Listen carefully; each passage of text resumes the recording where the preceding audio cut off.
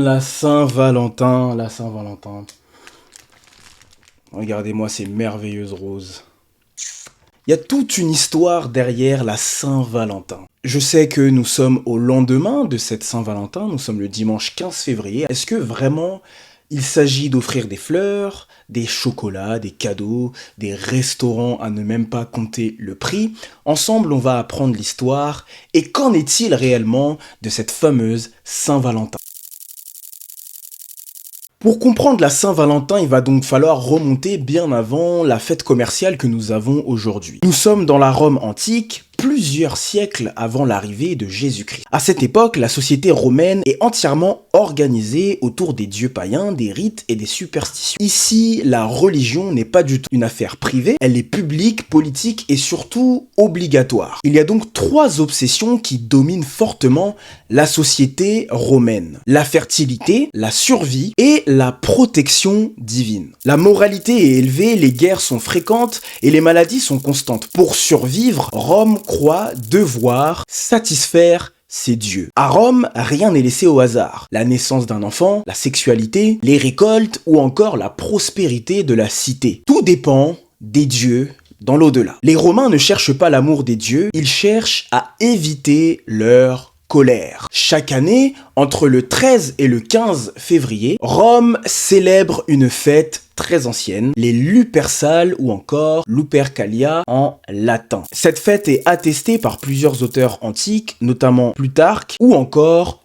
Ovide. Leurs écrits décrivent des rituels publics parfois violents, liés à la purification et à la fécondité. Rien à voir avec l'amour romantique que l'on peut voir aujourd'hui lors du 14 février. Le mot Lupercalia vient de Lupercale, une grotte située sur le mont Palatin au cœur de Rome. Selon la légende romaine, Romulus et Rémus sont les fondateurs mythiques de la ville de Rome. Ils auraient été allaités par une louve, lupa en latin, et dans cette grotte sacrée, les Lupercales célèbrent donc la fondation mythique de Rome, la fécondité, la survie, la force vitale brute. On est dans un imaginaire nature, de chair, de sang, de puissance animale et pas du tout de romantisme.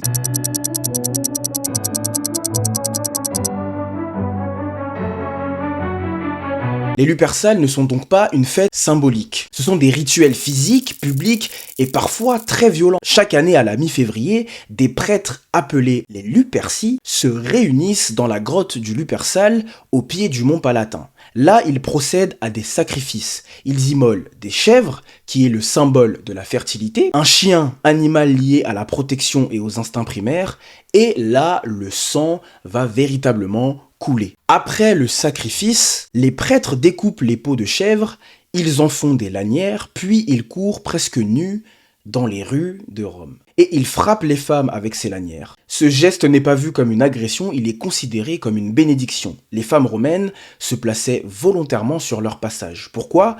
Parce que recevoir ce coup était censé favoriser la fertilité, faciliter les grossesses et protéger contre la stérilité. On est dans un imaginaire où la violence rituelle produirait la vie. En 44 avant Jésus-Christ, par exemple, Marc-Antoine participe au Lupercale. Ce jour-là, il propose une couronne à Jules César en public. La fête devient alors un moment politique. Rome entière regarde. Les Supercales sont donc religieuses, sociales et politiques.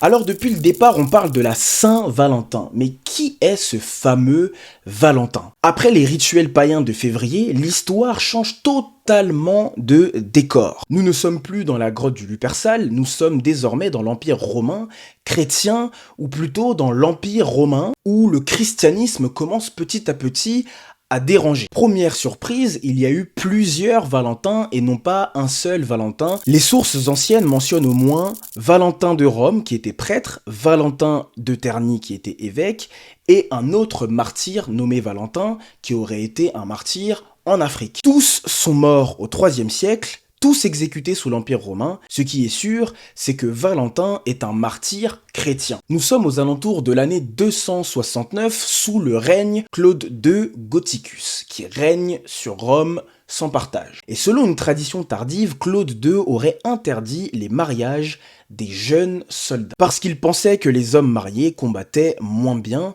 et c'est là que va intervenir le fameux Valentin. La tradition raconte que Valentin aurait continué à marier des couples chrétiens en secret. C'est un acte religieux, un acte de fidélité à sa foi, il sera donc arrêté, emprisonné. Selon la légende, avant son exécution, il aurait écrit une lettre à la fille de son geôlier signée de ton Valentin. C'est probablement de là que vient la fameuse tradition des messages d'amour. Mais attention, les premières sources historiques sur Valentin sont très brèves. Elles parlent d'un martyr et non pas d'un romantique. Valentin sera donc exécuté entre 269 et 270. Il sera décapité, enterré sur la Via Flaminia à Rome.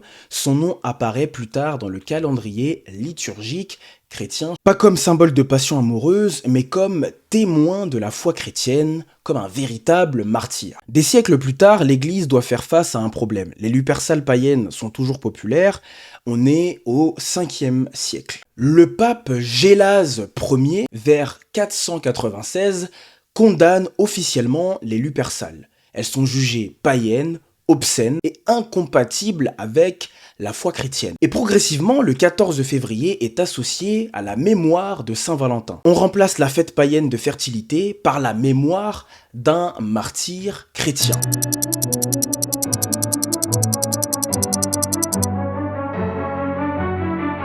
Nous sommes donc au XIVe siècle. En Europe, une croyance populaire circule. Le 14 février serait le jour où les oiseaux commencent à s'accoupler. Cela peut sembler anodin, mais dans une société profondément symbolique, cela a un impact énorme. Si la nature s'unit ce jour-là, alors les humains devraient aussi le faire. Vers 1383, un poète anglais écrit un texte qui va changer l'histoire. Son nom, Geoffrey Chaucer. Dans son poème Parliament of Fowls, il écrit « Car c'était le jour de la Saint-Valentin, quand chaque oiseau vient choisir son partenaire ». C'est la première association explicite entre la Saint-Valentin et l'amour romantique. À cette époque, l'Europe vit l'essor de l'amour courtois, un idéal noble, poétique, chevaleresque, souvent platonique.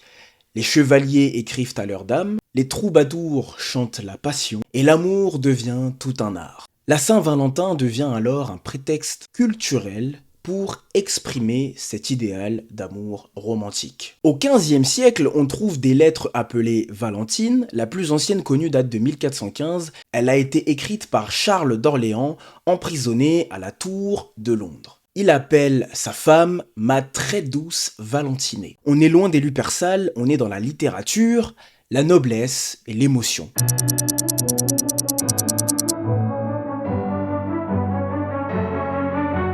Pendant des siècles, la Saint-Valentin reste donc une tradition littéraire et aristocratique. On s'écrit des poèmes, on échange des billets manuscrits, on célèbre un amour idéalisé. Mais tout change au XIXe siècle. L'imprimerie devient plus accessible, le papier coûte moins cher, et la production en série explose. Vers 1840, aux États-Unis, une femme nommée Esther Howland commence à produire des cartes de Saint-Valentin décorées de façon industrielle. Elle est souvent considérée comme la mère de la Valentine américaine. Les cartes ne sont donc plus manuscrites, mais elles sont achetées. L'amour devient donc imprimé. À la fin du 19e siècle, les cartes sont produites en masse, les chocolatiers s'emparent de la date, les fleuristes institutionnalisent la rose rouge. Au XXe siècle, la publicité transforme le 14 février en rendez-vous obligatoire pour les amoureux. Donc ce n'est plus « veux-tu m'aimer » mais plutôt « as-tu prouvé ton amour » par des fleurs, des chocolats, une lettre, ainsi de suite. Petit à petit, la Saint-Valentin va se mondialiser en Europe, en Amérique latine, en Asie, en Afrique et bref, partout dans le monde. Bien évidemment, chaque culture l'adapte, mais partout le modèle dominant reste occidental et commercial. Restaurants, bijoux, parfums, voyages, l'amour devient donc un événement purement économique et commercial. La Saint-Valentin n'est plus une fête païenne de la fertilité, ni même une mémoire liturgique chrétienne. Elle est devenue une construction culturelle amplifiée par le commerce et entretenu par la pression sociale. Et c'est là que la question revient. Que célébrons-nous vraiment le 14 février? Quel amour choisissons-nous de célébrer? Un amour rituel, un amour poétique, un amour commercial ou un amour plus profond. Merci à vous d'avoir suivi ce documentaire sur la Saint-Valentin. Je vous invite à partager, à liker et surtout à commenter et à me donner vos avis en commentaire dans la bienveillance et dans le respect. Bonne Saint-Valentin à ceux qui la fêtent, même si c'est déjà passé. Et surtout, n'oubliez pas de prendre soin de ceux que vous aimez. À plus tard.